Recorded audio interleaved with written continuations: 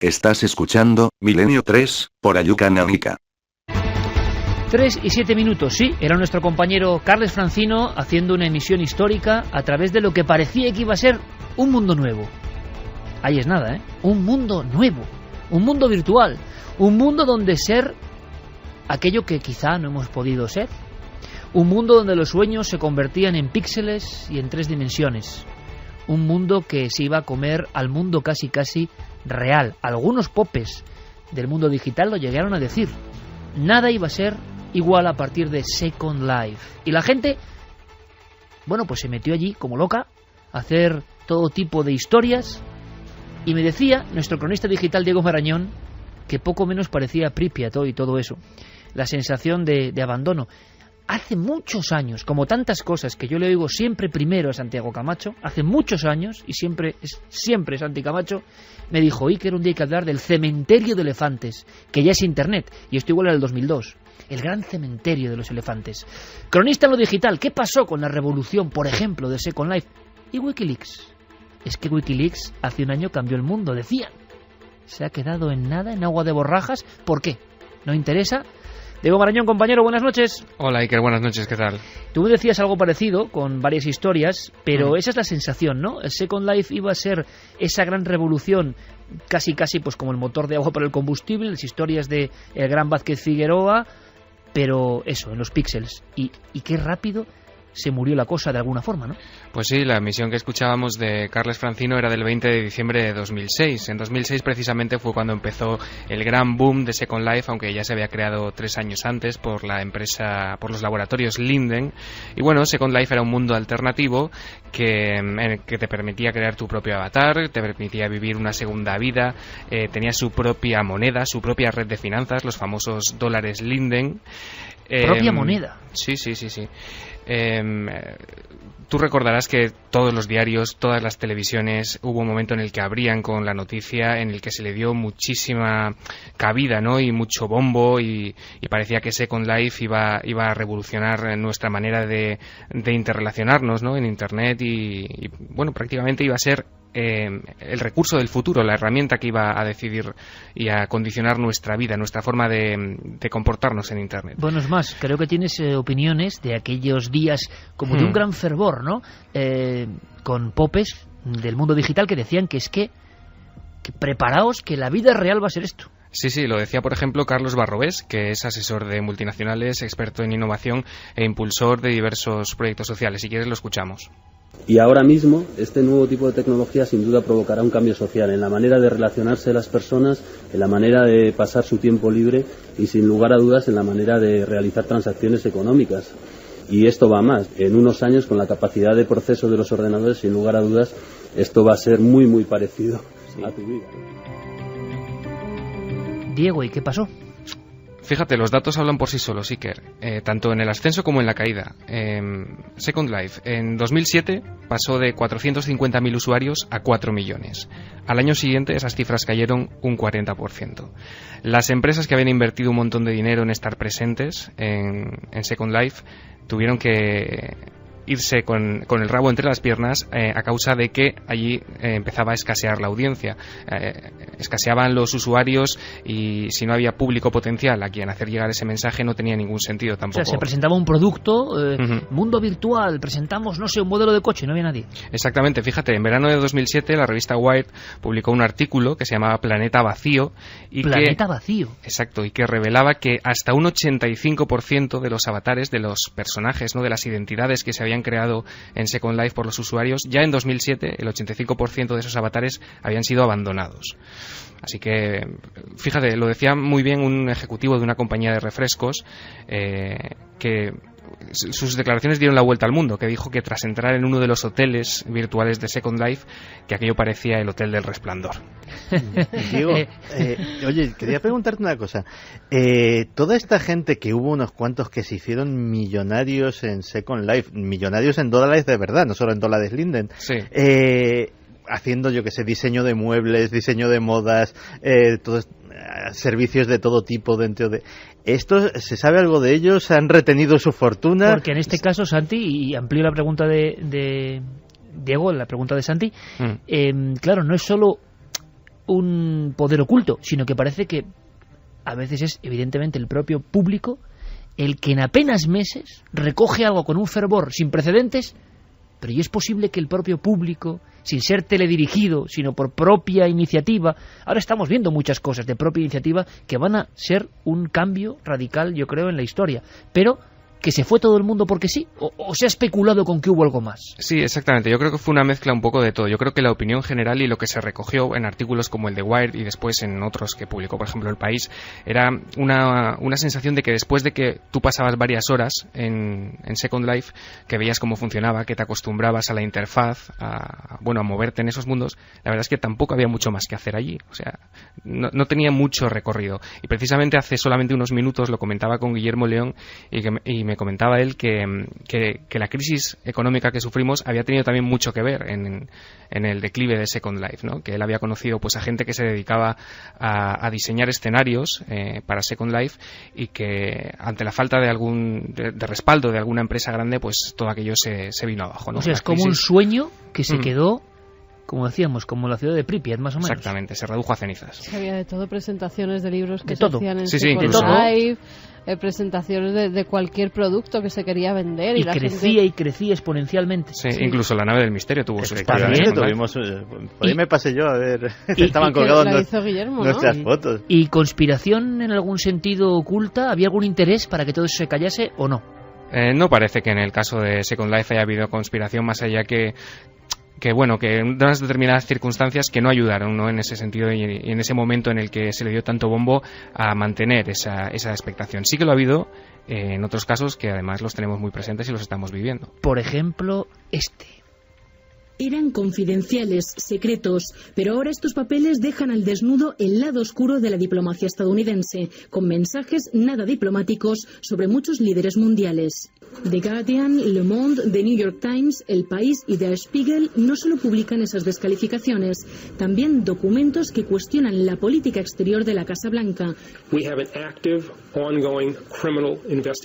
El fiscal general de Estados Unidos ha abierto una investigación criminal por la filtración masiva de documentos, una filtración que viene de Wikileaks, la web que se está convirtiendo en una auténtica pesadilla para la administración Obama. 3:15, Milenio 3 en la SER. En este caso, los inventos físicos pasan a lo virtual. Diego Marañón, nuestro cronista. Hace un año, el mundo retemblaba con Wikileaks, de alguna forma. Aquí, Santiago Camacho, siguiendo la pista, se comprometió, como tantas otras veces, a poner la lupa y a ir hablando de los archivos de Wikileaks que tenían que ver con el misterio. Y hubo una semana en que dijimos, pero Santi, si es que ya no sale prácticamente nada. Se publicaron libros al socaire, como siempre ocurre, de lo que pasa. Vamos a ver, esto va a ser el gran fenómeno. Bueno, y el gran fenómeno se ha quedado, pues no sé, en una cosa como pobre en general, por lo menos un año después. Un poco obligado también en este caso. Bueno, Wikileaks todo el mundo sabe que es esta organización mediática internacional sin ánimo de lucro que se lanzó en 2006, cuya actividad arrancó oficialmente en 2007, aunque la infraestructura ya existía. Y bueno, todo el mundo escuchó, supongo, hablar por primera vez de ella el 5 de abril de 2010, cuando, si lo recordáis, supongo que sí, se publicó un vídeo en el que se veía cómo soldados estadounidenses asesinaban a un reportero de Reuters, ¿no? A partir de ahí, pues todo el mundo sabe lo que ocurrió, ¿no? Desclasificación de cables, en julio de 2010, en octubre de 2010, eran como oleadas de información que ponían en jaque sobre todo al gobierno de Estados Unidos porque, bueno, se revelaban esas comunicaciones entre el Departamento de Estado estadounidense con las embajadas, ¿no? De todo el mundo.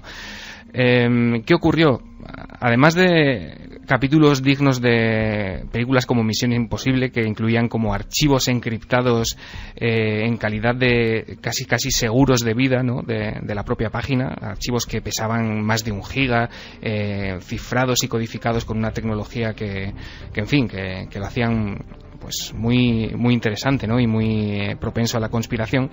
Ocurrió que en diciembre de 2010 del año pasado, diversos medios de pago como PayPal, como Mastercard, bueno, como una serie de empresas, ¿no? que tenían disponibles sus infraestructuras para contribuir en forma de donaciones al sostenimiento de Wikileaks, cancelaban unilateralmente esa posibilidad, aduciendo pues supuestas violaciones de políticas de uso. Todo el mundo, especialmente en la red, y todos los portales conspiranoicos lo cogieron esta explicación con pinzas, ¿no? Ocurrió que, por supuesto, WikiLeaks dejó de ingresar el 95% de sus donaciones. Ellos necesitaban para sobrevivir unos 100.000 euros mensuales, y en octubre, que fue cuando en una rueda de prensa que contamos además en Milenio Red, Julian Assange anunció que WikiLeaks pues se veía obligada a dejar de publicar material ante la falta de financiación. Como digo, en octubre, el pasado mes de octubre, esos 100.000 euros mensuales se habían reducido hasta solo 7.000 a causa de esa especie de corte del suministro. Exacto. De alguna forma se acabó el fenómeno, Santi. La sensación a día de hoy es que no hemos tenido nuevos cables y que eso pasará a la historia, y por supuesto muchos pensarán, quizá con razón, no lo sé, que ahí están los tentáculos de la oscuridad detrás, ¿no? Pues de todas formas sabemos que hay material que no se ha publicado. Eso lo ha dicho propiamente Julian Assange en más de una ocasión, y esa espada de Damocles todavía está pendiente, es decir, ese material todavía no revelado. Teóricamente, además, es el más jugoso. Habrá que ver qué sucede según vaya evolucionando la causa judicial contra Julian Assange, que no olvidemos que fue, digamos, el inicio de toda esta catástrofe de WikiLeaks, que al final efectivamente lo tiene frenado. Yo tengo una pequeña teoría, y es que a lo mejor WikiLeaks está más en estado de hibernación que en estado de muerte o en estado de agonía. Simplemente están viendo a ver qué pasa con el juicio de Assange, cómo va derivando la cosa, y quién sabe, lo mismo hay una sorpresa justo en el momento que menos lo esperemos. Sí, de hecho, Julian Assange dijo que el poco dinero que les quedaba lo estaban gastando para contratar abogados y combatir legalmente ese bloqueo. Pues estaremos muy atentos, pero el mundo de lo físico y el mundo de lo digital están emparejados por esta serie de inventos, de revoluciones que, bueno, por lo menos aparentemente sí que fueron un bombazo, pero luego no llegaron a ningún lugar. Luego te escuchamos en la actualidad de Internet. Compañero, un abrazo muy fuerte, Diego. Perfecto, Iker, un placer. Y muchas historias, como las máquinas de antigravedad, que si me lo cuentas en medio minuto, lo pasamos, Santi, porque eso hay que verlo en imagen realmente, es que si no pierde mucho, pero existen. Y lo veremos en algún momento. En los años 50, un científico importante, Thomas Townsend Brown, descubre, mientras estaba experimentando con un tubo de rayos X, que algo movía el tubo, es decir, que había una fuerza, y no había absolutamente nada que lo justificase. Su descubrimiento fue que cuando se conectaba el tubo a una fuente de alto voltaje, se producía un efecto eléctrico que hacía que el tubo experimentase una fuerza. Pues bien, investigando sobre esto, descubrió que si a un objeto se le inducía un campo electromagnético de alto voltaje, estoy intentando hacerlo lo más rápido posible, sufre un empuje hacia el polo positivo y de alguna manera flota. Pues bien, en 1952 Thomas Townsend Brown hace prototipos de discos voladores, o de discos flotantes en este caso. No consiguió mediante discos metálicos a los que inducía corrientes de cientos de miles de voltios, que curiosamente emitían un zumbido peculiar, un brillo cuando se apagaba la luz y estaban en la oscuridad, resplandecían con un brillo fosforescente extraño, y a su alrededor los aparatos eléctricos, las radios, dejaban de funcionar. Existieron, no es una leyenda. Existieron, no es una leyenda. De hecho, cualquiera lo puede ver en YouTube. Hay decenas de científicos aficionados que con medios muy precarios consiguen hacer pequeños platillos de Townsend Brown, hacerlos flotar, platillos a lo mejor del tamaño de una moneda, hacerlos flotar, hacerlos girar, hacerlos moverse, gracias a este efecto antigravitatorio o de levitación electromagnética. ¿Y qué pasó? Pues pasó... ¿Qué se supone que pasó? Pues pasó que después de que empresas aeronáuticas muy importantes en Estados Unidos y Canadá se dedicasen a ello, pues que la propia NASA y la propia Fuerza Aérea Norteamericana pusieran dinero en la investigación del efecto Townsend-Brown, que es un efecto, insisto, científico, pues nadie sabe nada. Es decir, no se ha desarrollado ninguna nave o ningún aparato o ningún prototipo. Es decir, básicamente, además, lo único que tenemos son esas imágenes de los años 50 y poco más. Parece como si todo ese desarrollo tecnológico, toda la aplicación en ingeniería aeronáutica de ese descubrimiento hubiese quedado absolutamente en el limbo. No sabemos nada de nada. Hubo un libro muy antiguo de la famosa colección Otros Mundos que se llamaba El limbo de lo perdido, y hoy nos hemos adentrado casi abrazadas en el limbo de lo perdido, de objetos, inventos, ideas perdidas. Sobre muchas de ellas planea la sensación de que no eran políticamente correctas, no interesaban, dañaban intereses. Pero claro, el debate que estáis teniendo vosotros en las vías de contacto, en la encuesta impresionante en cuanto al nivel del escepticismo que existe sobre la bondad, ¿no?, de ciertas compañías o poderes. Ha habido una tertulia, como digo, allá afuera, y hablábamos de que si esto es así, y las conspiraciones van mucho más allá, y algunas no las tratamos porque puede ser hasta hiriente, pues uno piensa que a veces la humanidad está tejida o dominada por algo muy parecido al mal, porque es increíble que esto ocurra. Nunca el bien común como esperanza. Nosotros, descreídos de casi todo, lo hemos puesto sobre la mesa, para que no nos olvidemos. Un ejemplo, ese investigador español merece nuestro reconocimiento. ¿Estaba en lo cierto o no? Pero desde luego su vehemencia merece que no sea olvidada ni enterrada.